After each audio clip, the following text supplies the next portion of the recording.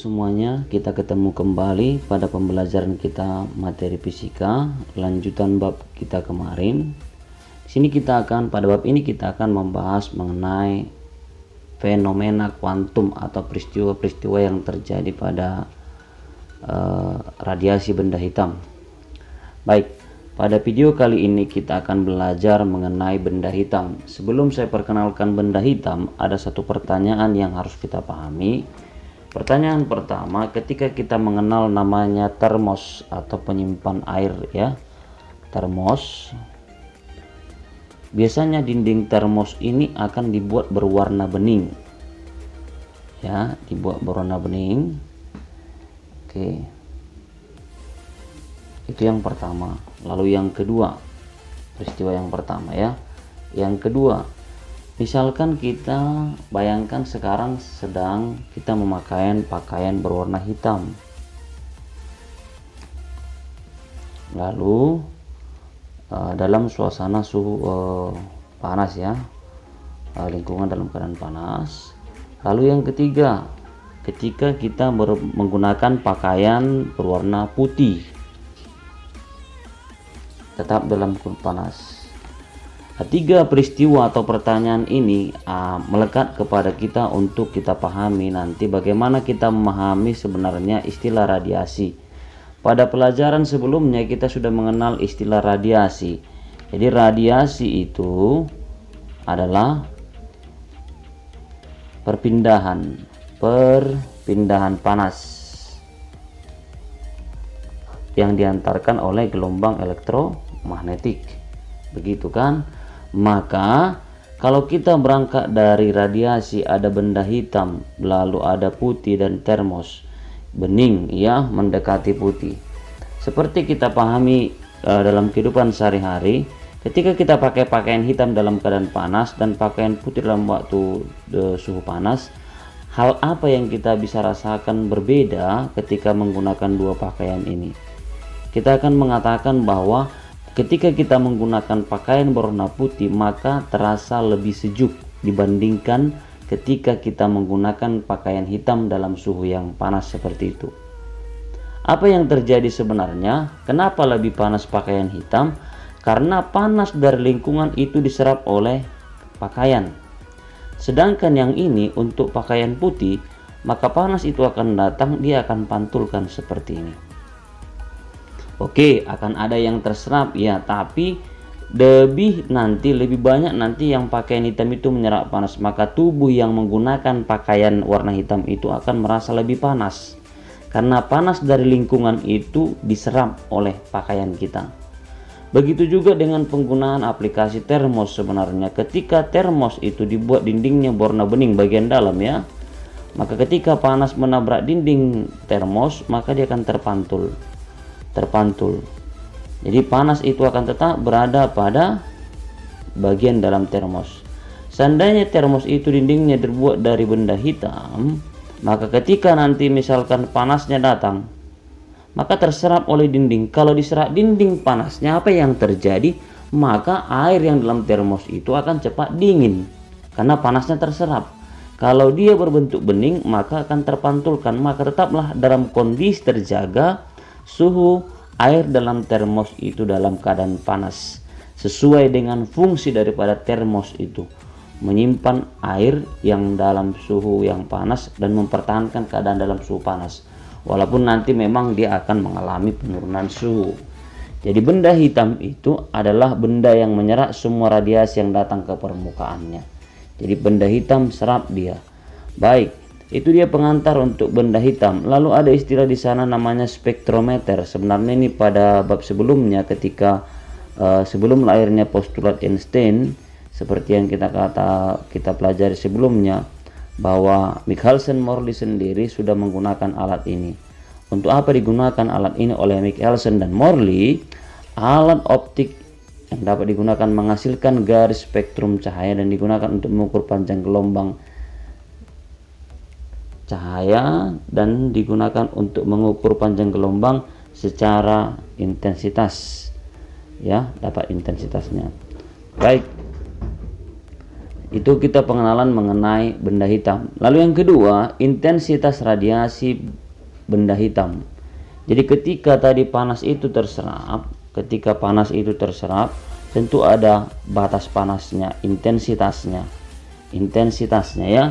Berdasarkan hukum Stephen Boltzmann, intensitas radiasi total yang dipancarkan oleh sebuah benda hitam adalah sebanding dengan pangkat 4 suhu mutlak.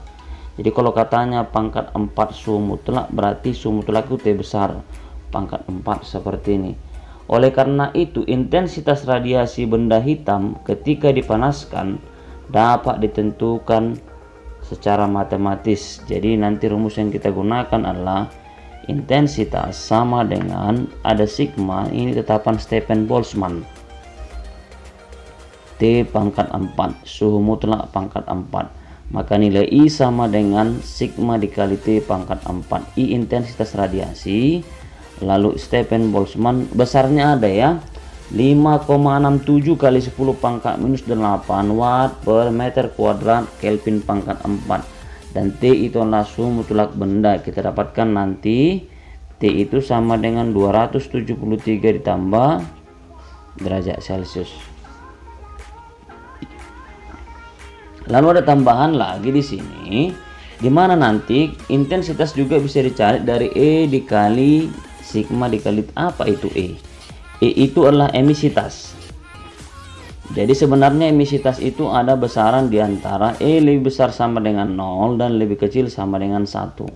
Kalau nanti bendanya benda hitam, kita sudah batasi E itu sama dengan 1. Khusus untuk benda hitam ya. Untuk benda hitam.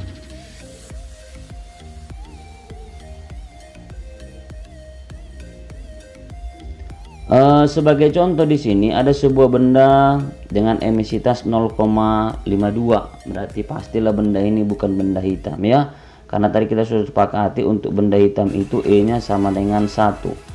Hitunglah intensitas radiasi yang dipancarkan oleh permukaan benda itu ketika dipanaskan pada suhu 400. Berarti E nya 0,52, sigma nya 5,67 kali 10 pangkat minus 8 dalam satuannya. T nya sudah dalam Kelvin, jadi nggak usah kita konversi lagi. Berarti I sama dengan E dikali sigma dikali T pangkat 4 sama dengan 0,52 dikali 5,67 dikali 10 pangkat minus 8 dikali 400 sama dengan tidak hasilnya 754,8 watt per meter kuadrat. Baik, yang berikut. Pada bagian ketiga ini kita akan diperkenalkan dengan hukum pergeseran Wind.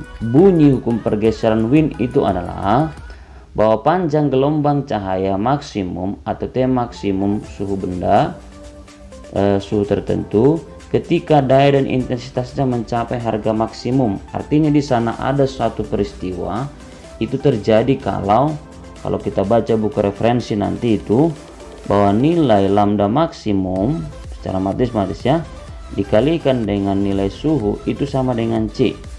C ini nanti yang dikenal dengan nama ini adalah besaran Wind atau konstanta Wind. Kapan ini konstanta Wind kita gunakan? Ketika panjang gelombangnya bernilai maksimum atau ketika dayanya bernilai maksimum. Berapa besar nilai konstanta Wind ini? Itulah nanti yang kita peroleh ini. Yang ini ya. 2,898 kali 10 pangkat minus 3 meter Kelvin. Oke, dengan hubungan ini nanti bahwa nilai T ya, ini dari sini bahwa nilai T itu sama dengan C per lambda maksimum. Ya. Oke. Di mana lambda maksimum itu adalah panjang gelombang cahaya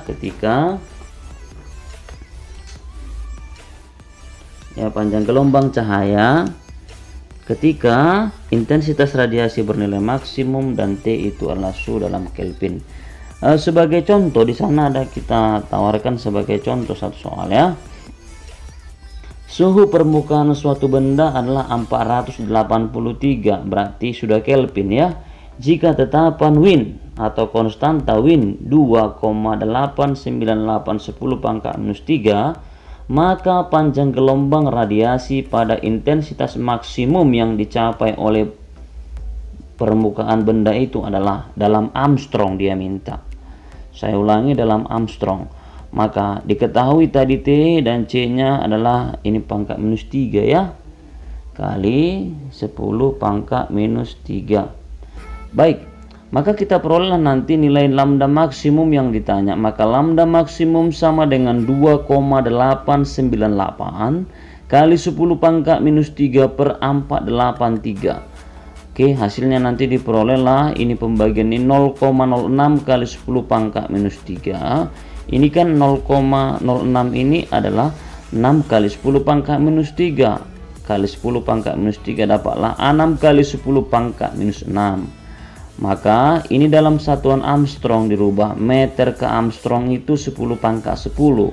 Berarti ini pangkat minus 6, ini pangkat 10, tinggallah pangkat 4. Diperolehlah 6 kali 10 pangkat 4 Armstrong. Baik, yang keempat kita akan berbicara mengenai teori kuantum Planck dan foton. Jadi pengantarnya teori fisika klasik atau fisika Newton seperti yang digunakan oleh Leibniz ternyata tidak mampu menjelaskan gejala hasil eksperimen radiasi benda hitam. Oleh karena itu pada tahun 1900 atau 1900 seorang fisikawan Jerman namanya Max Planck ya, dia lahir pada 1858 dan wafat pada 1947, mengajukan teori kuantum untuk menjelaskan gejala tersebut. Karena ada kelemahan dari teori yang diungkapkan oleh Leibniz, maka seorang fisikawan Jerman yang bernama Max Planck tadi memperoleh satu kesimpulan. Berdasarkan teori kuantum Planck, atom katanya, atom logam itu seperti pada benda hitam berperilaku osilator gelombang elektromagnetik yang bergetar dan memancarkan energi secara diskontinu atau diskrit, atau dalam bentuk paket-paket, atau dalam bentuk blok-blok, atau dalam bentuk pos-pos yang tertentu. Nah, di mana jumlah paket energi itu katanya sama setiap berangkat. Oke, atau energi yang dihasilkan gelombang tersebut dikenal dengan nama foton. Energi inilah dalam bentuk paket-paket inilah yang dikenal dengan nama foton. Menurut Planck atau dalam teori kuantum, osilator tersebut bergetar dengan energi sesuai dengan persamaan, di mana E sama dengan NHF. Seperti kita pahami ketika dikatakan tadi E sama dengan NHF, kita kan sudah katakan C itu sama dengan lambda dikali frekuensi, maka frekuensi sama dengan C per lambda. F frekuensi, C ini adalah nilai daripada cepat rambat gelombang elektromagnet.